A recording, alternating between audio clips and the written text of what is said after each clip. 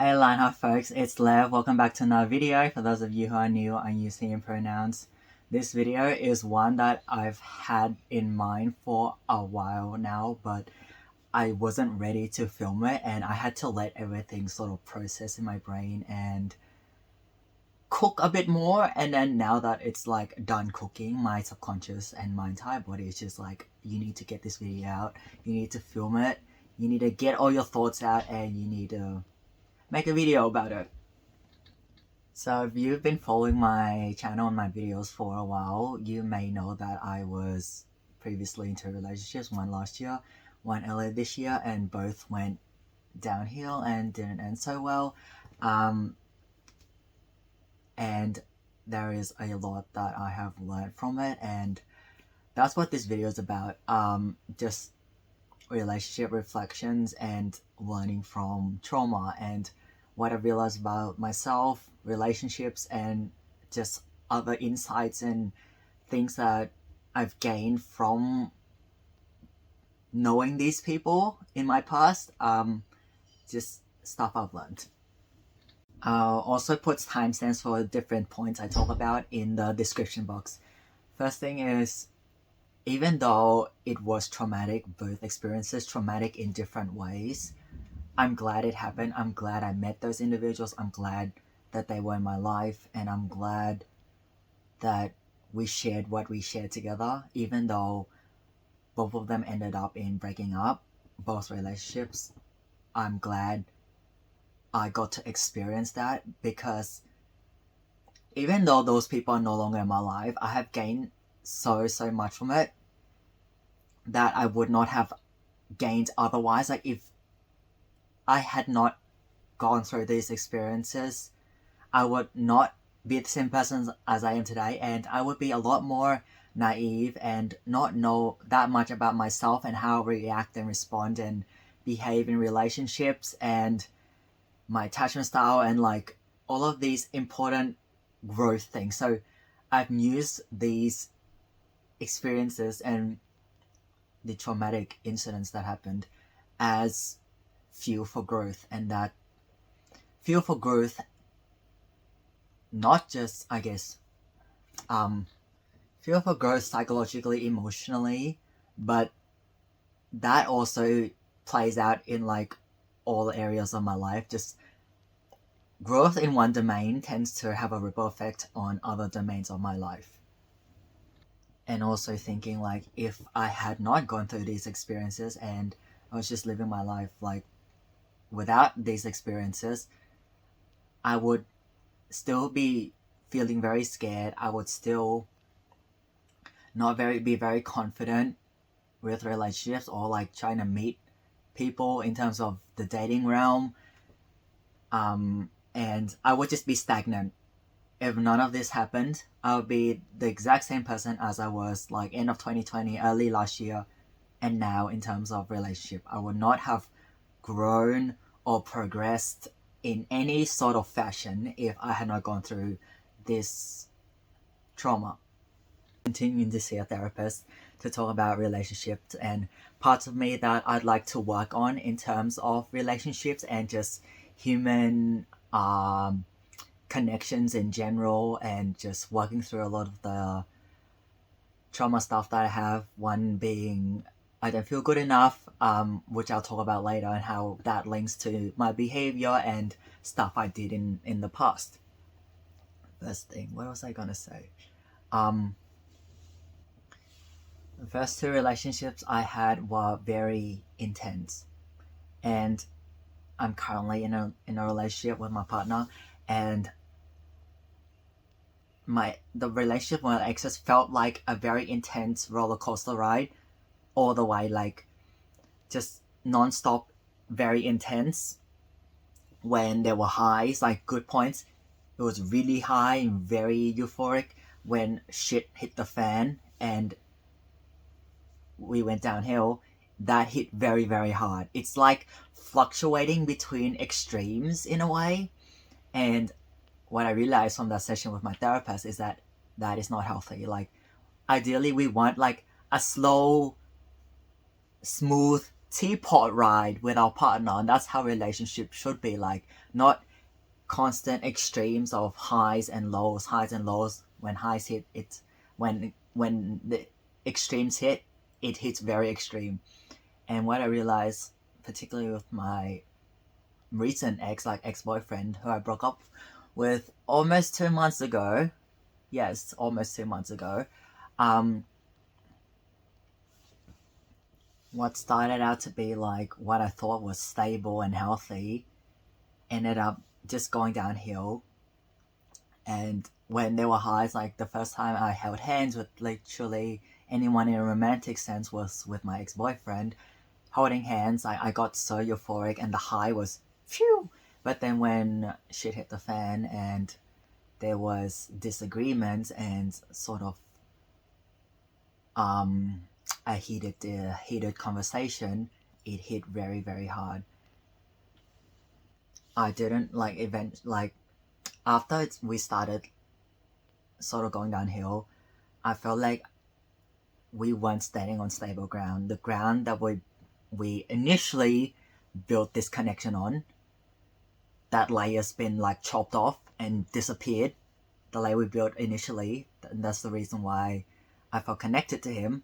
That layer gone, and then now what's left is we're standing on unstable ground, and it's like wonky and it could collapse at any minute. And I had a feeling that it wasn't going to end well, and that eventually it's all gonna come crumbling down. Linking to the previous point about highs and lows, my nervous system kept feeling on edge. Like my nervous system was constantly like hyper vigilant, hyper activated, and I wasn't at my normal level of like nervous system functioning. It was just constantly up here. With the highs, it was up here with me feeling like, oh shit, what's going on with us, and shit hitting the fan. It was also up here, and that was not healthy. In hindsight, I realized that is not what a relationship should feel like. I shouldn't be feeling hyper all the time. My nervous system just constantly overactivated, whether it be euphoria or feeling threatened. It shouldn't always be up here like this. Second point with relationship is that I realized, and we'll talk about the experience with my ex-boyfriend a lot because that's the most recent one. And I will also talk about the first one if it's relevant to what I'm trying to say. My needs weren't getting met. Like I also talked to my therapist about this. Is that like humans have fundamental needs. It's like physically we need food, water, shelter, clothing to keep warm and stuff. That's physical. But like for psychologically, emotionally, that sort of thing, we need attachment, we need to feel loved, we need to feel connected, we need to feel like we belonged, we need to feel like we're worthy. All of this stuff is important core human needs. And what I realized with my ex-boyfriend is that we started out great. Like we were like I felt like I was receiving this. Like I felt loved. I felt like I was worthy. And because we both putting in effort and it was reciprocal. But later on it appeared that he started dropping effort and seemed to be a bit more distant and more avoidant. A lot of avoidant behaviors, and that just in a way fueled my anxiety. My therapist talked about like a dance. It's like avoidant, I try to get closer, he just gets more avoidant, I try to get closer. It's just like this it's a dance. But I forgot how she explained it. I'm just gonna call it an unstable dance. It was an unstable dance. And what I was lacking is feeling loved, feeling valued, because he didn't seem interested and he didn't seemed to be putting in effort, and there was no transparent communication.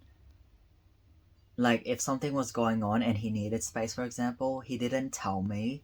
He left me in the dark, just go silent, and I feel like I had to initiate conversation most of the time, otherwise conversations didn't happen. It started feeling very one-sided, and that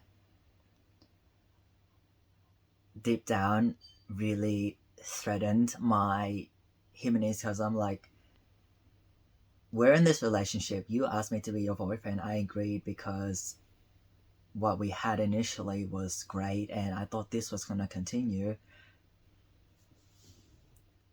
Like, me trying to connect with him and him being avoidant and displaying avoidant behaviors didn't help my fundamental human need of needing to feel connected, and him not putting effort made me question, am I good enough for him? Am I really good enough? Like, it made me question my own worth. Like, okay, he doesn't seem to be putting effort and caring. I guess I'm not good enough. That subconsciously told me that. Like, his behavior subconsciously told me that, like, oh, I guess I'm not good enough then. That's why you're not putting in effort, and that you seem disinterested. That's not good enough. I didn't feel like I was loved because it became one-sided, and if he did love me, why do I have to put in most of the effort? It should be a reciprocal thing. It's like, I start converse, you start converse. It's not supposed to be me doing most of the work. And it's like, okay, you probably don't love me then because you're not really investing effort into me, and you probably think I'm a waste of time. So, like, the behaviors my ex displayed sort of subconsciously told me all this, and that sort of, in a way, made me second guess things. But also, there was a part of me that wanted to try and reconnect, and that's why I did try to keep reaching out to him and connecting with him, because I didn't want to just abandon the relationship without trying. And like, later on in the relationship, we barely spoke. Like, barely spoke over call, and also barely spoke over messenger or like messaging. And I'm like, we're in this relationship and we're not even talking to each other. And I'm thinking, what kind of relationship is this? This is not the relationship that I signed up for, and this is not the relationship I want. Like, someone who is not really present and not really transparent in communication, and not even telling me anything. Just like, I hate being left in the dark. It's like, I would much rather someone be honest with me if something doesn't work out, or someone's not interested anymore, or how they feel. If they're like, if he was like, Lev, look, I'm not interested anymore, I don't feel this connection between us anymore, I don't think this is gonna work out, something along those lines, and saying like, we should discontinue or break up or whatever, I wouldn't even be mad. Honestly, it would hurt a little bit, it would hurt, but I'm not gonna hold a grudge against the person for being honest with me about what they need, because I think it's important that people honor their own needs too. And I don't want people to feel like obligated to stay in a relationship with me just to make me happy, because I'm not going to be happy and feel comfortable if I know that the other person is just here to avoid hurting my feelings, even though deep down this is not what they want and this is not what they need right now. So I would rather him just be honest with me. I wouldn't be mad. I'd be like, okay, I understand it hurts, but this is what's best for both of us. Then it's like, no grudge needed. And that's when the sort of shitstorm happened. I'm not gonna say details. The shitstorm happened, and I felt like he started gaslighting me and playing the victim and not acknowledging what he's done to contribute to us not going so well, because it was not just me, it was not just him either. It was both of us behaving in certain ways, whether we realize it or not. Things we say, the way we word things, our behaviors offline behind the technology, like him being more avoidant, me trying to reach out and connect, stuff like that. Like both of us did stuff to contribute to what we have here right now. It's not one person. And him playing the victim and pretending he did nothing wrong while it was all my fault, that really annoyed me. But I tried to bite my tongue. And not respond using emotion. So I'm like, draft a response and then respond based on more logic and not like emotional impulses, saying like just not fueling the fire, not like trying not to fuel the fire, like pour on the fire and just make it a bickering argument. Or I shouldn't say bickering, just make it like an emotional rage fueled argument where we get nowhere and it doesn't do anything for anyone, sort of thing. And I also realized the reason I bailed so quickly when I saw that he started gaslighting me, the reason I bailed so quickly instead of, staying in the relationship and trying to work things out and talk through things, is because he did say to me that he finds phone calls with me very boring and that he'd rather be doing something else. And with his avoidant behaviors and not wanting to like message me either and have any sort of communication, I'm thinking I have nothing to fight for here. That's why I bailed so quickly when I saw he started gaslighting me. I had nothing to fight for. I'm like, what am I fighting for here? Okay, if I stay here and try to work things out, what exactly am I getting from this relationship? I wasn't getting much because he was not present, and me trying to communicate my needs to him, he didn't take that very well. And then it's just like, I'm like, this is not worth it anymore. Like, if you don't even enjoy talking to me and think I'm a waste of your time and then you'd rather be doing something else, then there is no point in us continuing here. That's what I thought in my head. That's why I'm like, okay, I'm breaking up, and there's just like, that's it for us. I don't give up on people that easily. Like, if I see something and like it's worth fighting for and I have a reason to fight for someone or something, I don't give up that easily. But like I said, there was nothing for me to fight for in that relationship. Like, I didn't feel I had nothing to I had nothing to fight for. That's why I'm like, there is no point in me continuing my efforts, because I end up getting what in the end? Pretty much nothing. So that's why I bailed. And this point is about my first relationship and my second, and it's something I realized about myself is that during those times I didn't know how to be alone. I've mentioned this in other videos before when I was talking about like relationships and stuff. I didn't know how to be alone, meaning I subconsciously depended on contact with the person I was dating in order to fill a void, especially my first relationship where I was dating. It's like my life and who is left beyond this relationship was non-existent. Like my identity, my life, everything, more so for the first relationship than the last one 2 months ago, my life and my identity has been blurred with my partner's life and identity, and I am nothing without this person. That's what happened. Because I didn't know how to be alone and I didn't know how to separate love from relationship. It's just all mud, no boundaries, and I got scared of losing my partner or the person I was dating, because losing the person would mean losing myself. Because again, there is no boundaries, everything's just blurred.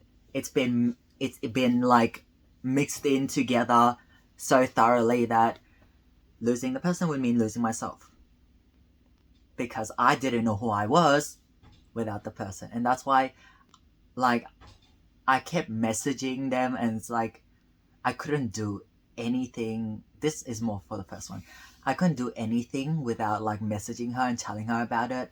And I found it very, very hard to even go an hour without going on my phone and messaging her or checking messages from her. It was very hard. And with my ex-boyfriend, it did happen too, but not to the same extent. I did have my identity, but my nervous system felt very unsettled and not okay, very dysregulated. That's the word. My nervous system felt very, very dysregulated if I didn't go on messages to check whether whether he'd responded to me or whether he'd messaged me. Because like that lacking of human connection was there. Was lacking that in my relationship with my ex-boyfriend. It was lacking, and so my nervous system didn't feel okay. It's just like it was just on my mind all the time. It's like, okay, did he message you? Did he respond to your message? I check and then no, not yet. I check later and it's like, oh no, not yet. And then it's like, I think that subconsciously kept fueling my anxious attachment style because I'm anxiously attached, and subconsciously I think subconsciously without me realizing, I was thinking like, do you love me? Are you gonna leave me? Can I trust you? It's like I think I had a fear of abandonment as well, and that didn't help either. That's why I'm like, shit, did he message me? Did he message me? Did he respond to me? When he didn't, I'm like thinking, why haven't you responded to me yet? Why haven't you responded? What are you doing? Why haven't you responded? Yeah, that whole thing was not healthy, and that's not what relationships should feel like. My nervous system should not keep feeling out of whack, and I should be able to be my own person and do my own thing. I'm not saying don't think about my partner, more like it's important that I can do my own thing and separate myself from the relationship I have with my partner, because I am a whole person. I'm not like half a person and my partner makes up the other half of me. It's like I'm a whole person, my partner's a whole person. We're coming together into this relationship, not half of me and half of you coming to make a whole. Another part about me that has been very evident in relationships subconsciously or very subtle manifestations is the part of me that doesn't feel good enough. Like I call it the imposter side, the side of me that thinks I'm not good enough and that I'm not worthy and that I'm a burden to people and stuff like that. So the main way I realized it's played out is that I found it hard to stand up for myself and honor my own needs with especially my first relationship. Like I kept giving her the benefit of the doubt, and I wasn't honest with her how I was feeling, especially when she was reluctant to meet up with me in person, even though we've been talking for like over 3 months, and how she says she's in love with me and stuff. And she was saying she's so excited to meet me, but then when I try to make plans with her to meet up in person, she kept saying she's busy. And at the time, my human side came out more. I'm just like, okay, don't force her. It's okay. Just give it time, give it time, give it time. And also the part where she sort of went silent and I was giving her space because she said she was going through stuff. And I gave her the benefit of the doubt that, yes, she is going through stuff. I give her space. That's when we weren't talkative for like 3 weeks a month. Like, didn't talk much at all. Because she needed her space. Ended up finding out that during that time she cheated on me. So, but the point is, oh yeah, what was my point? Not honoring myself. So, I found it hard to say, like, stand up for myself and be honest about how I felt about other people's behaviors. For example, I didn't deep dive into us curious, empathetic questions about why she didn't feel comfortable meeting up with me, or why she keeps putting it off, like meeting me in person sort of thing, because that was what I wanted, is to meet up with her in person, but it ended up never happening. Another example with my ex-boyfriend is when he started being more avoidant or less talkative, I wasn't honest with him and say like, hey, we're in this relationship together, and like talking to your partner is sort of a given. Doesn't have to be phone calls, but like having communication with your partner is a given in relationships. Like, I'm sure we didn't both sign up to a relationship just to be ghosts to each other. I didn't say like, I feel like I'm lacking this human connection with you, and I'm lacking I'm lacking contact with you, and I'd like it if we chat more, or whatever it may be, like whatever mode it may be, if it's like text or phone calls and whatnot. And I think there was a point where I eventually couldn't take it anymore, and I'm just like, I want a call, like a call at least once a week. And that's sort of where the shitstorm started. Me being honest with what I needed from him and the relationship, because it was lacking. Like, I was saying, like, I wanted him to put in more effort, and that this shouldn't be a one-sided thing. And also saying, like, I'd like to have more calls with him, like at least once a week, and he's my boyfriend, at least once a week. And just being honest with my needs, like, there was the part where I unintentionally gave him the ultimatum, which was not cool, and I didn't realize it was an ultimatum at the time. I already apologized to him for that, like, mid last month. But I think it's because I got so fed up with what I needed from him not being met, or not even being taken seriously, that the rage part of me in a way took over, and that's why I unintentionally gave him that ultimatum. If that my health keeps going downhill and nothing gets better, I'm going to break up with you.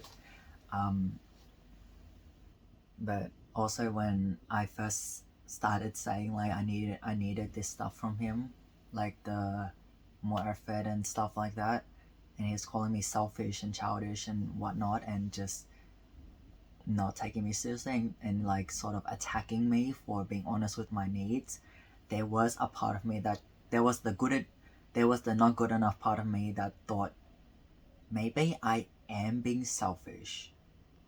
Maybe I am being selfish for asking this. Maybe I am being too much, and that wanting a call once a week is too much, and that I am in fact too fucking demanding.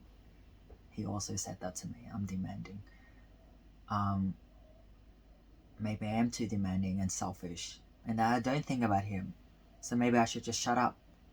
There was a part of me that thought that. The not good enough part of me thought that. But the larger part of me thought, this isn't okay. Like, me raising my needs in a relatively respectful way, not the ultimatum. That was not nice. But everything else, relatively respectful. I did not attack him. And I didn't just make it about him, as in with the more effort thing. I was saying I don't want to be the only person putting all the effort, and I don't want you to be the only person putting all the effort either. It should be balanced and shared between both of us, sort of thing. It wasn't just being like, you need to put in more effort, and I don't need to do anything. It's not like that. But yeah. And another thing that sort of messed up my brain a little bit is being told one thing, but then someone's behaviors completely contradicting what they say to me, and that is a red flag. And like, what I've learned from being with my exes is that people can say stuff, like people can say a lot of things, but whether they follow up with that, or whether their actions and behaviors support or give evidence to what they say, that's a different story. Like, saying something and whether they do something are two very different things.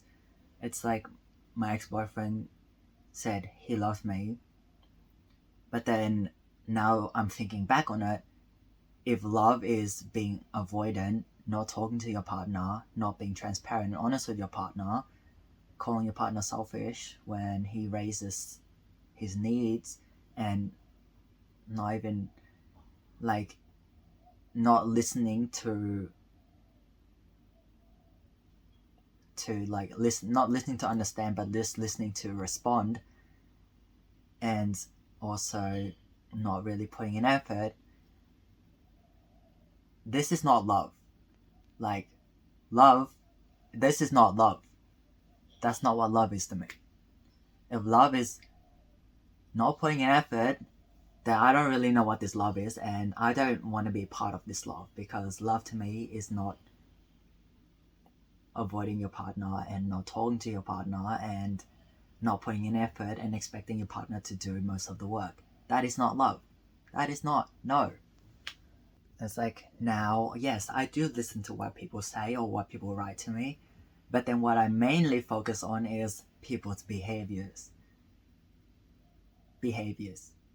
Not just what people say. Mostly behaviors. Just looking at my little note thing here, like, I'm not gonna show it, but then I like wrote a 2-page thing about relationships and just deep diving.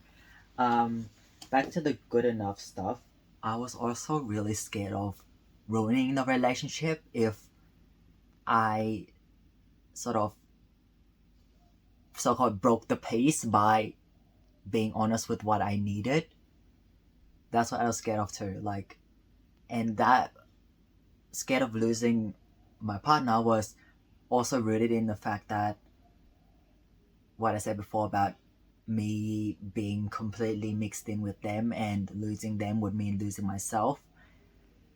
Yeah, it's like I didn't want to ruin anything. I was scared of ruining things if I was honest about what I needed, which isn't healthy either, because relationships, I was gonna say stuff, but then like my brain hasn't finished cooking that, so I think I'll save that stuff for a different video. But yes, me, what is it? Yeah, fearing that I'll ruin a relationship. Also, just linking to this point, me not being honest with what I needed and just staying silent to keep the peace made me feel very resentful towards my partner.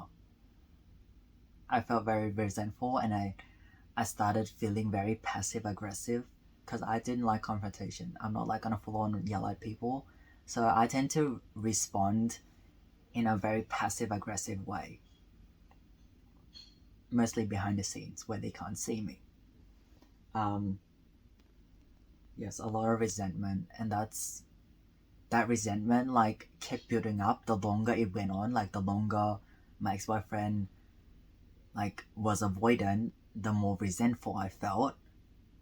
The more my first ex was like silent or didn't want to meet up with me in person, the longer that went on, the more resentment I felt. But I didn't tell them that I was feeling resentful or that I was hurting because of the dynamic of the relationship or the way they were behaving. I didn't tell them, hey, this behavior, I'm saying behavior because I don't want to attack the person. It's like I'm separating people's behaviors and actions from the person itself. So their behaviors, I didn't tell them how their behaviors were hurting me.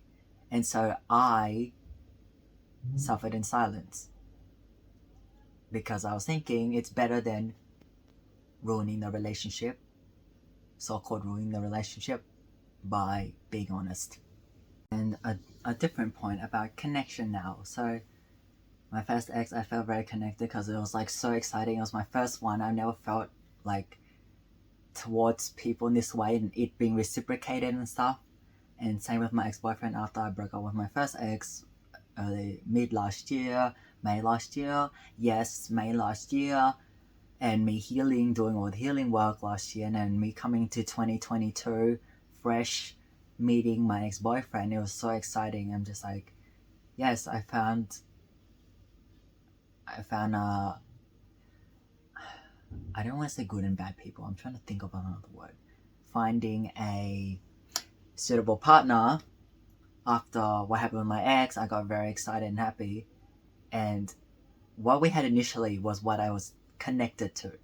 But later on, I didn't stop to ask myself, like, why am I feeling connected to this person? Why do I love this person? Why am I in love with this person?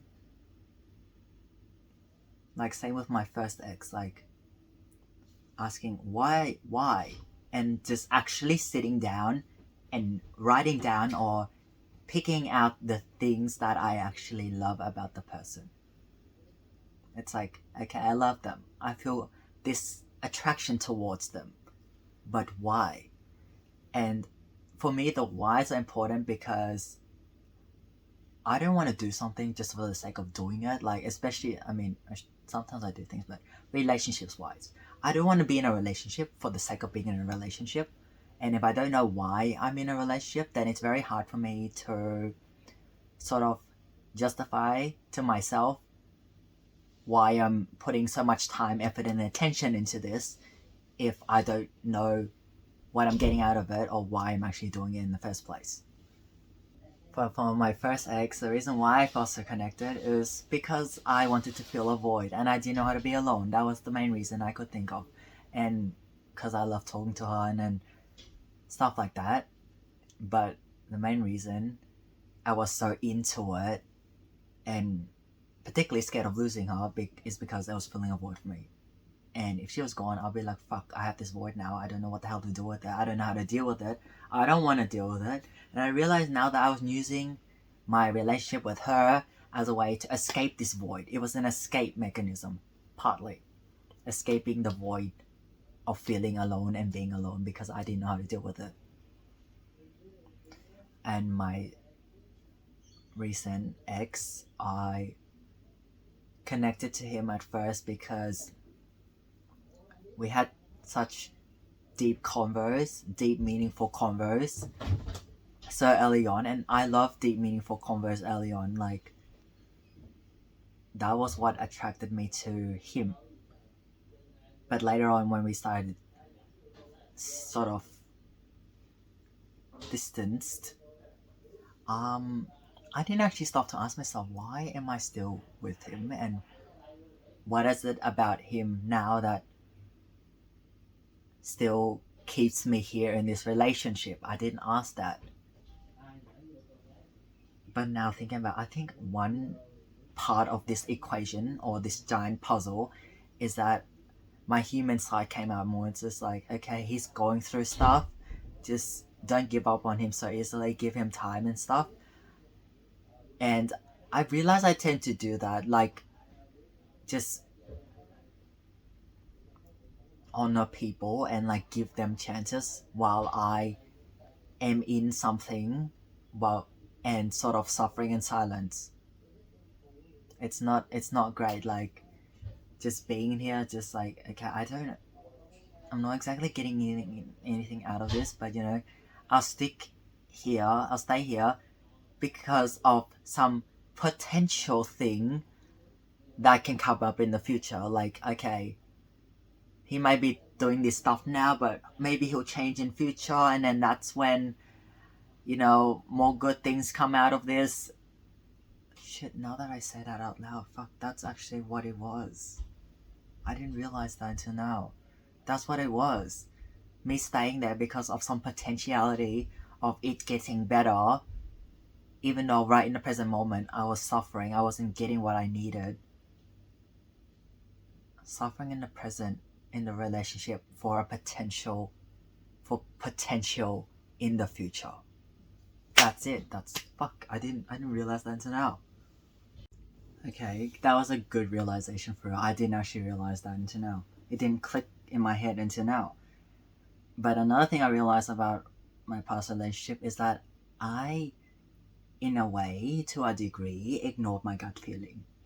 My gut feeling was telling me stuff, but then I was trying to justify my ex's behaviors by formulating a story to convince myself that everything was okay, even though it's not. Like with my first ex, the part where she was gone silent, she said there was stuff going on. Part of me believed that was true, but there was the other part of me, that my gut feeling saying, Lev, like, this isn't okay. You can't just like say nothing. Like, this isn't okay. Something's actually going on here, more than just I'm going through stuff. My gut knew something was off, but then I just like tried. I just didn't listen to it, and I convinced myself that I might be overreacting, or like I'm not considerate of the other person, and which also links back to me not feeling good enough. Everything links a lot. I realize a lot of these things link back to me not feeling good enough, or it links back to my human needs not being met somehow. Anyway, yes, I justified in my head that like it's not as bad as I think it is, and that my gut, don't listen to my gut. Same with my ex-boyfriend, part where we started off great and then he started dropping effort. I'm thinking, you know, my gut was telling me to bail now. Like, this isn't gonna end well. This isn't healthy. This is not what you want, Lev. You know, you should start thinking about bailing now. My gut was saying bail now. Bail now. Don't even stay here. Bail. But again, I didn't listen to it until I hit breaking point. That's when I listened to my gut and be like, told him like this is what I needed, and then when he didn't take it well, I'm just like, fuck, bye, I bailed. That was an act of me honoring my gut, but it was telling me like early on as well that this is not great, and he's just making a lot of excuses for not talking to you. And my gut knew that there was something deeper. It was something deeper than just I'm going through stuff again. And the truth was that he found talking to me and phone calls with me boring, which I assume also message conversations to me boring. So that was the truth, and my gut knew something was off, but I didn't know what it was, but it knew something was off, and it ended up being true that something was off, that he found talking to me boring. So something I'm working on still is to honor my gut feeling, like to listen to it and not second guess it, because my subconscious knows more than my conscious does.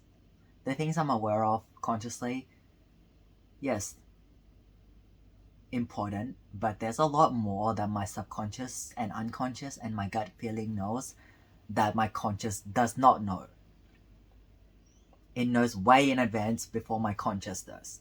So, working on honoring my gut feeling and listening to it instead of downplaying it, dismissing it, being like, yeah, nah, it's nothing, just trying to formulate stuff in my head that undermines my gut feeling. Try not to do that anymore. I actually have no idea how long this video is going on for. Like, I'm just filming stuff. I haven't edited it yet, so I don't know how long this video is going on for. But if you're stuck this far, thank you, and thank you for listening to my TED Talk. I have another point. With my ex-boyfriend, I agreed to be his boyfriend before meeting him in person. So we met online through an LGBT dating app, and I've seen him over Zoom before. Like, we did an online escape room together. So, and like I've seen him over like, yeah, virtually. Like, I've seen him virtually, but we never had met in person before we made it official that we were together. And that was a bad mistake on my part, because I think I got too excited, and I'm like, yes, what we have so far is so great, and I'm like, why not? And I wrote in my notes that's also true, that I believe my anxiety and my anxious self was sort of too scared to take the leap of making it official, and then I didn't want my fear to hold me back. And so that's why I agreed to be his boyfriend before meeting in person. looking back, that was a very, very, very unwise idea, because talking to someone over messenger or messages and even seeing them over virtual Zoom is one thing, but being present in person with someone and feeling out that vibe and how my nervous system reacts to him in person, that's very important info that I didn't have before I agreed to be his boyfriend before meeting up.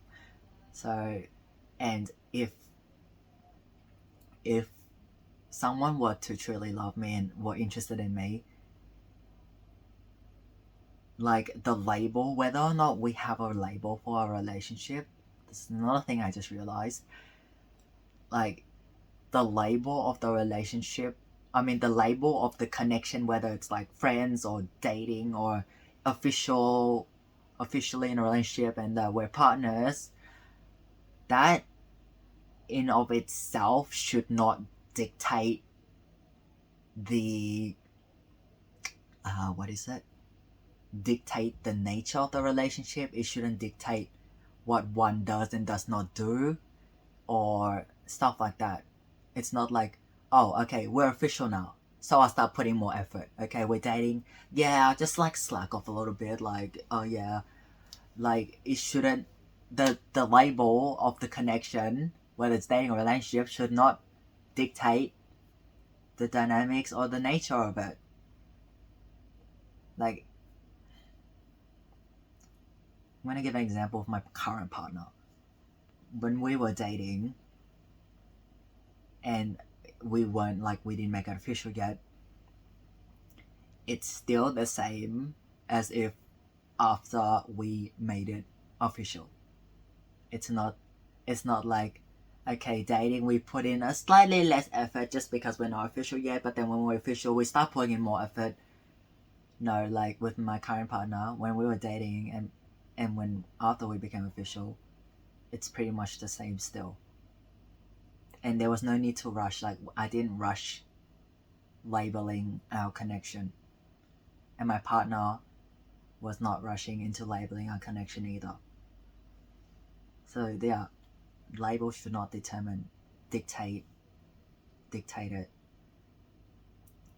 Speaking of my current partner, I will make a future video whenever I'm ready. It's not done cooking yet and I just don't feel comfortable yet. In future, when I'm ready, I will make a video talking about us, how we met, a little love story, and stuff I learned from our relationship and whatnot. So stay tuned for that. I don't know when that will be. It could be 2 weeks, it could be a month, it could be 2 months. I really don't know. So, but yeah, I'm in a new relationship. I'm really happy, very fulfilling. We're like a teacup ride, and it's not like an intense high low high low high low high low roller coaster. As for this video, that's all of the points and thoughts I had for now. I have no idea how long this video is going for. So if you made it to the end, thank you for watching my TED Talk fully. I hope y'all find that helpful, insightful, interesting, whatever it may be. I really had to get this out, and yeah, my entire body was screaming at me to make this video and not to bottle it up anymore. Thanks for watching, folks, and I will see you in the next video.